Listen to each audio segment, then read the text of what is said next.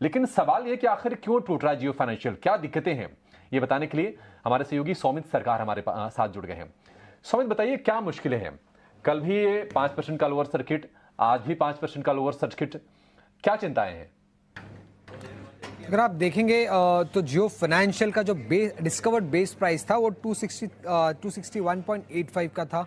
कल लिस्टिंग हुआ करीब 265 के आसपास और लगातार दूसरे दिन के लिए हमें 5% का लोअर सर्किट दिख रहा है। आज 5% के फॉल के बाद जो प्राइस आया है वो करीब 236.5 रुपीज़ का आसपास आया है। अब ये क्यों फॉल हुआ है?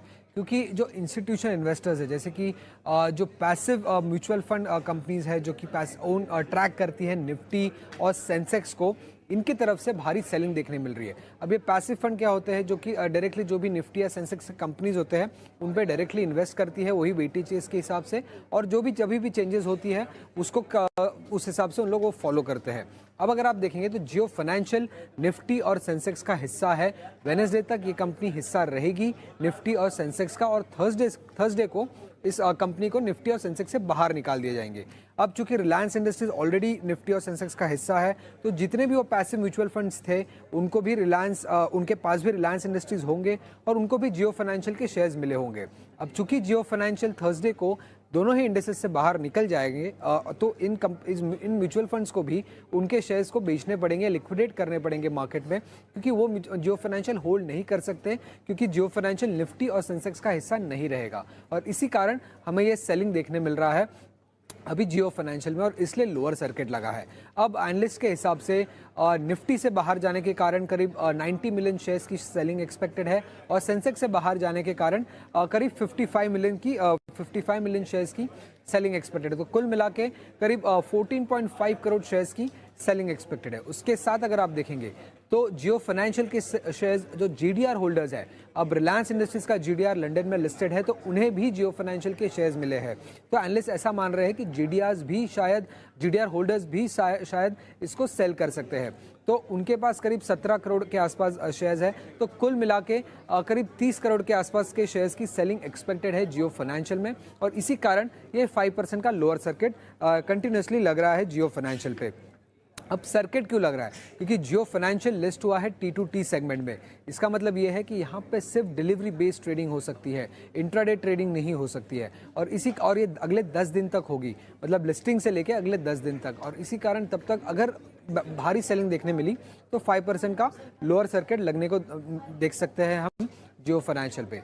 अगर आप देखेंगे तो जब जियो फाइनेंशियल की डीमर्जर की बात चल रही थी, तब स्ट्रीट ने जो वैल्यू असाइन किया था जियो फाइनेंशियल को, वो करीब 160 टू 180 पे हुआ था, बट डिस्कवर्ड प्राइस जो हुआ था जियो फाइनेंशियल का वो 261.85 के आसपास है। तो थोड़ा एक सेक्शन है स्ट्रीट का जो एक्सपेक्ट कर रहा है कि लोअर सर्किट लगने के कारण शायद जियो फाइनेंशियल की जो प्राइसिंग है वो 160-180 पे आके सेटल हो सकती है। तो ये बात एक देखने वाली होगी कि कहाँ पे जाके ये सेटल होता है, लोअर सर्किट का मामला कब खत्म होता है जियो फाइनेंशियल को लेके।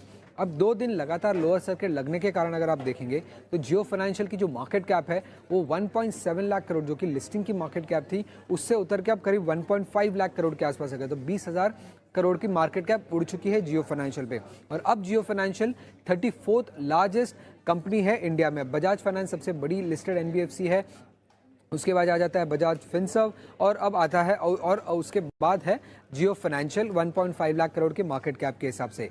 अब जियो फाइनेंशियल के पास क्या है, उनकी खुद की नेटवर्थ है करीब 1.17 लाख करोड़ की टोटल, जिसमें उनका जो 6.1% स्टेक रिलायंस इंडस्ट्रीज का है वो भी इंक्लूड हो जाता है। और कंपनी की फोकस आगे जाके रहेगी लेंडिंग बिजनेस पे, एसेट मैनेजमेंट बिजनेस पे, इंश्योरेंस ब्रोकिंग पे, और डिजिटल ब्रोकिंग पे, और पेमेंट्स बिजनेस को लेके। इनफैक्ट एसेट मैनेजमेंट कंपनी में तो उन्होंने ऑलरेडी एक जॉइंट वेंचर भी साइन अप कर लिया है ब्लैक रॉक के साथ। तो ये सारे बिजनेस प्लान्स है जियो फाइनेंशियल के आगे चल के। उन्होंने 2 आईसीआईसीआई बैंक के वेटरन्स को भी हायर किया है, केवी कामत और इटी सेठिया, जो बिजनेस को लीड करने वाले हैं, और इन सारे बिजनेसेस पे उनका ये फोकस रहेगा।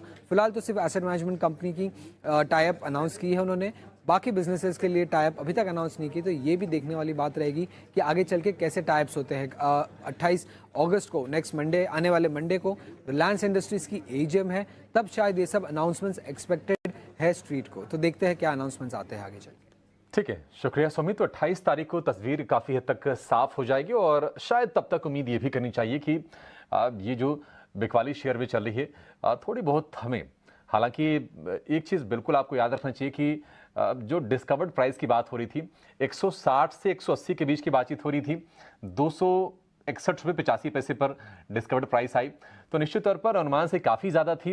एक तो संस्थागत निवेशक थोड़ी सी बेच रहे होंगे, पैसिव फंड्स भी यहाँ से अनुमान ये चल रहा है कि बिकवाली उनकी भी आएगी जब ये शेयर इंडेक्स से बाहर हो जाएगा, यानी कि गुरुवार को। इसके चलते प्रेशर हम लगातार 2 दिन से देख रहे हैं, लेकिन 2 दिन में 20,000 करोड़ के आसपास का मार्केट कैप साफ हो गया है। लेकिन इसके अगेंस्ट